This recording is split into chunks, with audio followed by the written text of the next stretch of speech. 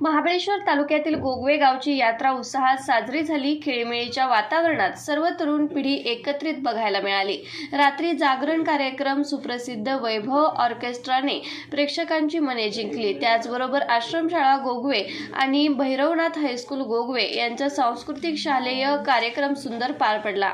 सकाळी ढोल झांज पथकाने छबिन्याच्या कार्यक्रमात रंग भरला। जंगी फडाचा कार्यक्रम जोमात झाला। पैलवानांसाठी बक्षिसांचा पाऊस पडला। प्रथमच मोठ्या प्रमाणात गोगवे गावच्या यात्रेसाठी प्रचंड भाविक भक्तगणांनी गर्दी केली होती। या सर्व कार्यक्रमाचे नियोजन गोगवे ग्रामस्थ मंडळ गोगवे आणि तरुण मंडळ मुंबई यांच्या अलोट प्रयत्नातून करण्यात आले। सर्व भाविक भक्तगणांकडून गोगवे गावचे कौतुक केले जात आहे। न्याय संतोष वालुसरे सध्या आहे मी महाबळेश्वर तालुक्यातील गोगवे गावी। या ठिकाणी फडाचा हो कार्यक्रम अतिशय 2001 पर्यंत गेलेला आहे।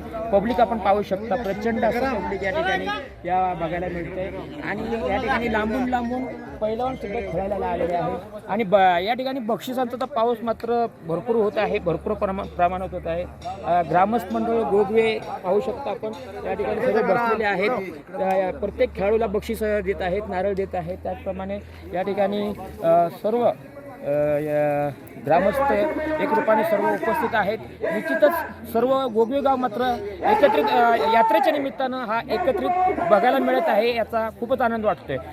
कालच रात्री वैभव नामांकित ऑर्केस्ट्रा झालेला आहे, छबिनेचा कार्यक्रम जोरात झाला।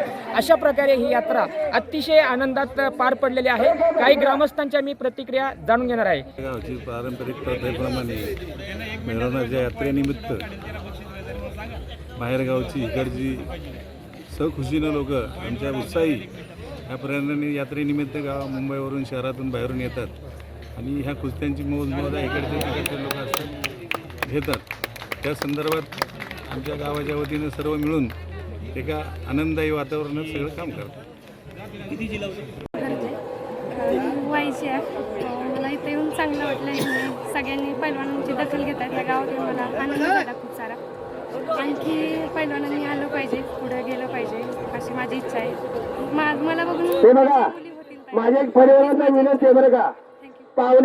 यावर्षी आमच्या मुंबईकर मंडळाने मोठा कार्यक्रम कोल्हापूर या ठिकाणी वैभव ऑर्केस्ट्रा म्हणून या ठिकाणी करण्यात आला। त्यानंतर तमाशाचा कार्यक्रम या ठिकाणी झाला।